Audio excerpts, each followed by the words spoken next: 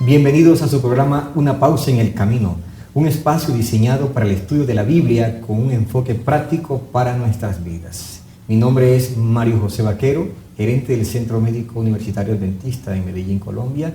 Y una vez más me está acompañando el doctor Abraham Acosta Bustillo, rector de nuestra Universidad Adventista aquí en Colombia. Doctor, buenos días, ¿cómo está usted? Un placer saludarte nuevamente, Mario, y un saludo muy fraternal, muy cálido, muy especial para todos los que siguen este espacio de Una Pausa en el Camino. Doctor, hemos llegado prácticamente al final de esta sesión de estudios que el Señor nos ha permitido en esta semana. Hemos disfrutado de esta serie. Y hemos rescatado cosas grandes y poderosas para ponerlas en prácticas en nuestra vida. Pero vamos a orar para que entremos en tema. Le cedo el turno, doctor. Cómo no, con mucho gusto. A todos les invito a una actitud reverente para hablar con Dios. Amén.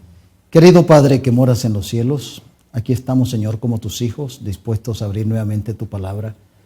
Ilumínanos con tu Santo Espíritu y extiende una bendición a cada uno de nuestros amigos que siguen este espacio, Una Pausa en el Camino. Que de alguna manera las semillas que lanzamos y tratamos de sembrar puedan encontrar un terreno fértil en el corazón de nuestros oyentes y de nosotros, y que tú nos des una cosecha de 100 por 1 conforme a tu promesa. Lo suplicamos en el nombre de Jesús. Amén. Amén. Una voz para los que no tienen voz. ¿Tiene esto alguna base bíblica? Doctor, le cuento que encontré en Proverbios 31, versículo 8 y 9, un registro bíblico muy, pero muy sentido y profundo y que tiene que ver con este tema. Dice el versículo 8, abre tu boca por el mudo en el juicio de todos los desvalidos. Versículo 9 dice, abre tu boca, busca con justicia y defiende la causa del pobre y del menesteroso. Tremendo. Voz para los que no tienen voz. Salomón escribió que hay tiempo para callar y también hay tiempo para hablar. No es fácil mantener un equilibrio entre callar y hablar, cuándo debo callar, cuándo debo hablar.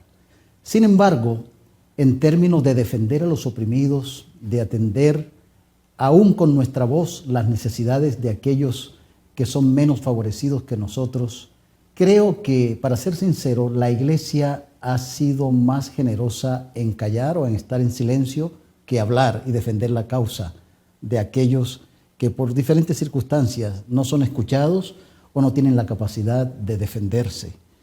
Nosotros frecuentemente decimos que Jesús no está con nosotros hoy, pero tiene nuestras manos, tiene nuestros pies.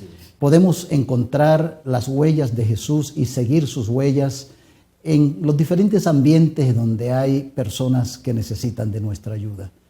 Pero antes que las manos y antes que los pies, Dios quiere que nosotros seamos su voz para levantar los postulados de su palabra y su voz también en relación con el tema que nos ocupa para defender a aquellos que están con oportunidades escasas de hacerse oír para aliviar sus situaciones y sus necesidades. Doctor, especialmente retomando la expresión sabia de Salomón, cuando dice, todo tiene su tiempo, y en especial en cuanto a hablar y callar.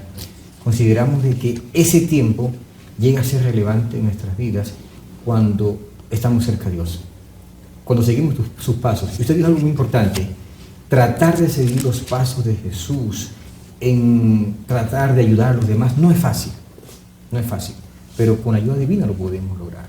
Entonces, Salomón nos invita, es tiempo, todo tiene su tiempo, pero eso nos lleva también a que ese tiempo le veamos importancia dependiendo de Dios.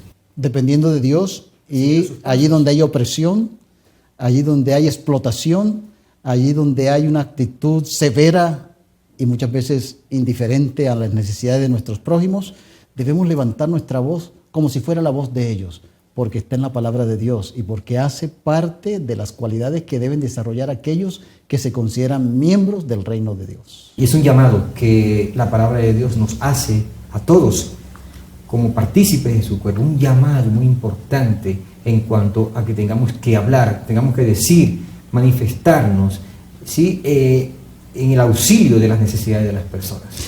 Hay un texto en el Antiguo Testamento, en realidad es un capítulo, el capítulo 58 del libro de Isaías, que debiéramos leer con más frecuencia y reflexionar en su profundo significado. Voy a leer algunos de los versículos que se encuentran en este capítulo. Clama a voz en cuello, no te detengas. Alza tu voz como trompeta y anuncia a mi pueblo su transgresión y a la casa de Jacob sus pecados, que me buscan cada día y aparentan deleitarse en saber mis caminos, como gente que hubiese hecho justicia y que no hubiese dejado la ley de su Dios. Me piden justos juicios y les agrada acercarse a Dios. Porque dicen, ayunamos y no hiciste caso, humillamos nuestras almas y no te diste por enterado. Y aquí que en el día de vuestro ayuno buscáis vuestro propio gusto y explotáis a todos vuestros trabajadores. He aquí que para contiendas y debates ayunáis y dar de puñetazos al desvalido. No ayunéis como hoy para que vuestra voz sea oída en lo alto. Es tal el ayuno que yo escogí, que por un día aflige el hombre su alma, que incline su cabeza como junco y haga cama de silicio, y de ceniza llamaréis esto ayuno y día agradable a Jehová. ¿No es más bien el ayuno que yo escogí, desatar las cadenas de maldad, soltar las coyuntas de yugo y dejar libre a los quebrantados y que rompáis todo yugo? Estos versículos y el resto del pasaje nos ponen en evidencia de que nosotros, aquellos que nos acercamos a Dios, aquellos que respetamos su ley, ¿verdad? Dios nos hace un llamado que está en el versículo 1. Clama a voz en cuello, no te detengas. O sea, alza tu voz, voz, porque es voz para los que no tienen voz. Y el llamado que Dios nos hace es que no solamente debiéramos contentarnos con aspectos devocionales, de piedad, de búsqueda, de oración, sino que de ahí deberíamos salir para atender las necesidades de los demás. La voz en cuello que tenemos que levantar es que el Señor no mira con complacencia cuando tenemos ejercicios religiosos esmerados, bien programados, pero le damos la espalda al necesitado, a aquellos que necesitan urgentemente nuestra ayuda. Doctor, y este tema que estamos repasando en este día tiene que ver con relación directa con la obra que hacían los profetas, que simpatizaron, porque ellos nunca buscaron el prestigio personal, ¿sí? Salir, simpatizaron, ¿sí? Con ese amor de Dios sin límite por las personas oprimidas. Y ese es el mismo llamado que tenemos nosotros hoy. Y con la iglesia tenemos un compromiso. Generalmente poner esto en práctica, ser la voz de los que no tienen voz, es asumir un riesgo. Así es. Y no es popular, ¿verdad? Pero en el Evangelio, a través de la parábola del buen samaritano, el Señor nos insta lo que hizo el samaritano, que siendo un samaritano, enemigo del judío herido que había caído en manos de los ladrones, se acercó para ayudar. Los otros dos que pasaron se preguntaron, ¿qué me pasará a mí si yo me acerco y lo ayudo? No asumieron el riesgo. Pero el samaritano se preguntó, ¿qué le pasará a él si yo no me acerco y le ayudo? Y asumió el riesgo. Entonces, realmente siempre hay un riesgo, levantar la voz por los que no tienen voz. Asumir ese riesgo es importante, no es popular, ¿verdad? Pero agrada a Dios, que es lo más importante. Qué bien, doctor. Eso nos lleva a reflexionar profundamente en cuanto al amor de Dios, que es inmensurable por sus hijos y especial por los más necesitados. Qué lindas lecciones hemos tenido durante esta semana y en especial durante el trimestre. Ya nos acercamos al final del estudio del trimestre, doctor.